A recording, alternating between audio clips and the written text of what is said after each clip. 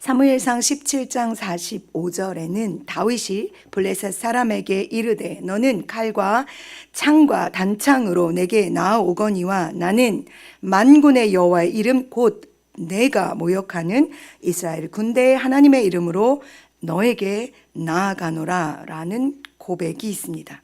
다윗이 골리앗과 싸우며 외쳤던 고백이지요. 거룩하신 하나님의 이름을 욕되게 하는 골리앗 앞에서 아무도 싸울 엄두를 내지 않고 있을 때 목동이었던 다윗이 칼과 창 대신 가지고 나갔던 무기는 이스라엘의 군대 하나님 만군의 여호와의 이름이었습니다.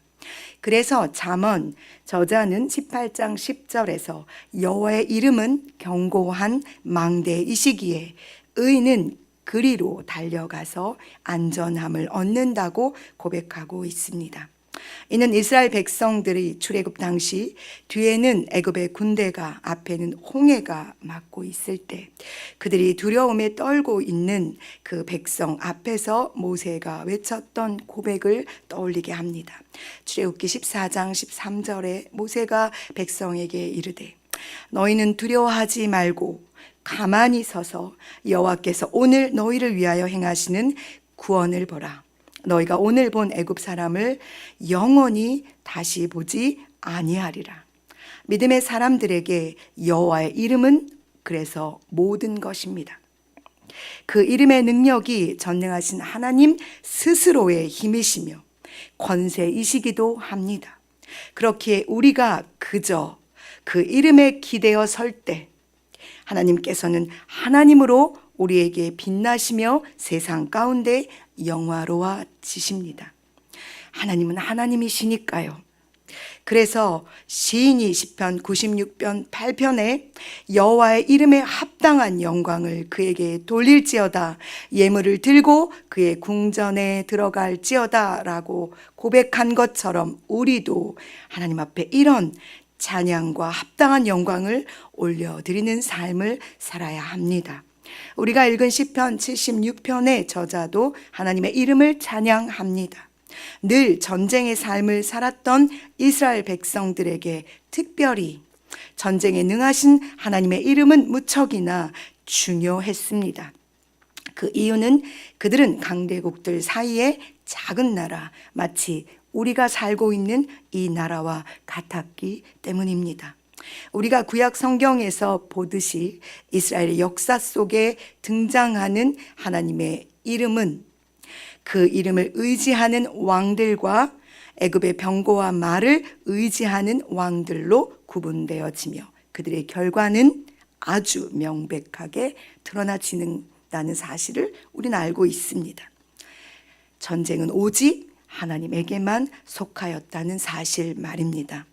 시편 20편 7절에서 어떤 사람은 병거, 어떤 사람은 말을 의지하나 그리스도인인 우리 하나님의 이름을 붙잡고 있는 우리는 여호와 우리 하나님의 이름을 자랑합니다.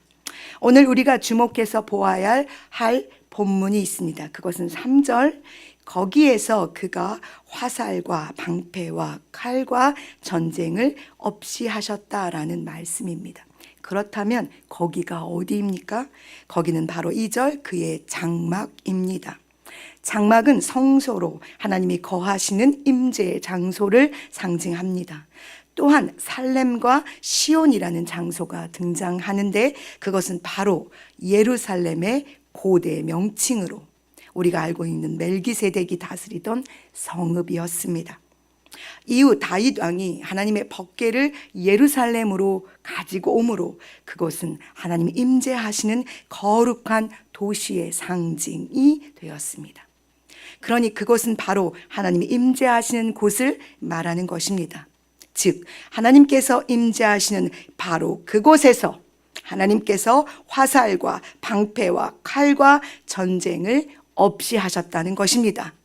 어떤 전쟁터, 어떤 치열한 싸움의 한 곳에서 하신 것이 아니라 하나님의 임재, 하나님의 예배, 하나님께 영광이 드려지는 바로 그곳에서 하나님께서 전쟁을 없이 하셨다는 사실입니다.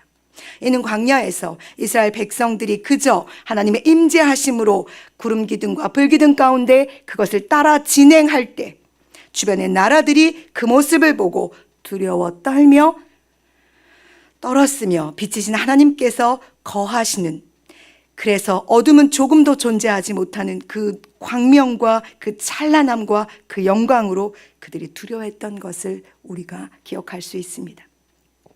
하나님께서는 마음이 강한 자도 가진 것을 빼앗아 잠이 들게 하십니다. 잠이 든다는 것은 죽이신다는 것이죠. 또한 장사들도 모두 그들에게 또 도움을 줄 손을 만날 수 없게 하십니다.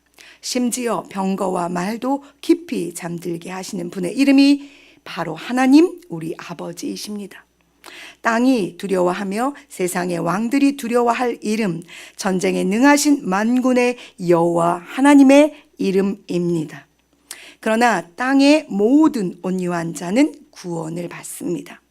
예수님께서 마태복음 5장 5절에서 하신 말씀처럼 온유한 자들은 그들은 땅을 기업으로 받을 것이기에 하나님의 나라가 온유한 자들의 것입니다. 오직 하나님의 이름을 의지하며 겸손함으로 인내하며 하나님 앞에 서 있는 사람들, 경건한 그리스도인들, 바로 우리가 온유한 자들입니다. 사랑하는 여러분, 하나님께서는 당신의 이름의 비밀을 이 온유한 자들인 우리에게 알게 하셨을 뿐만 아니라 감히 우리로 그리스도 예수 안에서 영화로우신 하나님의 그 이름을 부르짖어 찾을 수 있도록 영광의 자리에 불러주셨습니다. 그러니 어찌 이 아름다우신 이름을 찾지 않겠습니까? 어찌 그 이름의 능력을 우리가 부르짖어 그 놀라우신 능력을 경험하는 기쁨을 멈추겠습니까?